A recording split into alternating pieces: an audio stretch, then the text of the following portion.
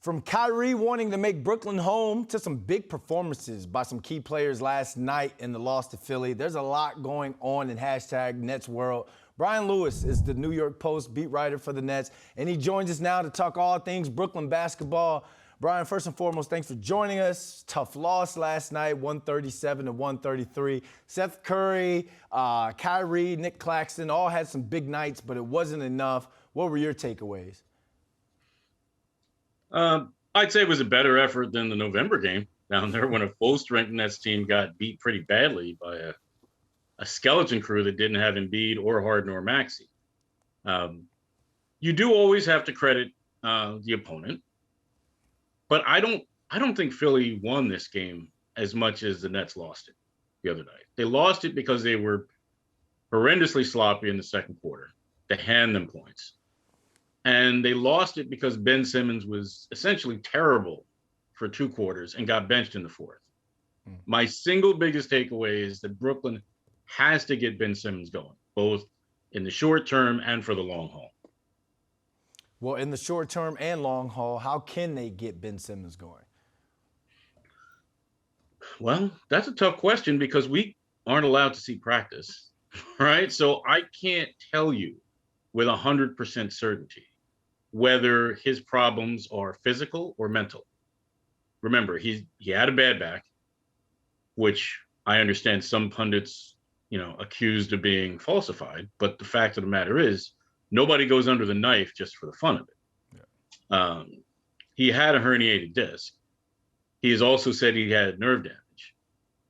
So, there were a number of physical issues that he dealt with last year, but he also dealt with mental health issues. I don't know how much of this problem is physical because we can't see him working out. I don't know how much of this problem is mental or emotional. Just judging, if you ask me to read between the lines of comments from his teammates and coaching staff, I'm going to assume that it's probably a little bit at this point more mental than physical. That means just working through it, supporting him, prodding him, holding him accountable, doing all of these things every day, every game, until something at least starts to click. Because they can't win at the level that they want to if he keeps playing like this. And that's something that we are definitely going to keep our eye on. Let's talk about, switch gears and talk about Kyrie. His agent said that the ball is in Brooklyn's court in terms of signing him to an extension. I'm sure it's kind of hard to forget the past drama, but the man has been hooping this season. He's been locked into basketball. So what are you hearing about a possible extension? I'm hearing the same thing that I heard this summer. When I reported that he wanted to come back, he was only really going to be able to do that on the 1-year opt-in. He wants a long-term guaranteed deal. The Nets, as of yet, are understandably gun-shy about giving him one. Because as you point out, he's been great when he's been on the court. Not that they necessarily expect a vaccine mandate to come back and keep him off the court, but they do have to be concerned that there is always something. So the two sides haven't been able to come to an agreement. They haven't been willing to give him a contract to his liking. And he doesn't appear that he wants to be doing this on a short-term deal to short-term deal. He doesn't appear to be comfortable with that. So that's why you have an impasse. That's something that's definitely going to be in the headlines as the deadline for that extension to get done gets closer. Last night was the Nets' 7th game without KD. They're 2-5 without him. How important are the upcoming Pistons and Knicks games, and what do you think they have to do to get back on a winning track before KD returns?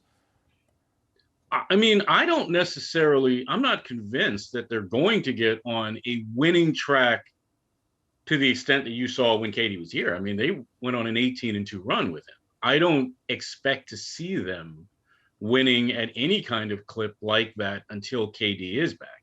Now, what I'd say is last year when KD got hurt, he missed 21 straight games and they went 5-16. They lost 11 straight games, including 3 in a row to Utah, Denver, and Boston by a combined 78 points, right? Now, this time when he got hurt, they kept swearing up and down that they were going to be better suited to deal with that. because everybody was on the same page and everybody wanted to be here. Unlike, say, James Harden and some others that didn't want to be here last year. Their first 3 games, they were poor. But since then, they've been competitive. They've been 2-2. You know, you're talking about really narrow losses where the rally's falling short in Phoenix and in Philadelphia.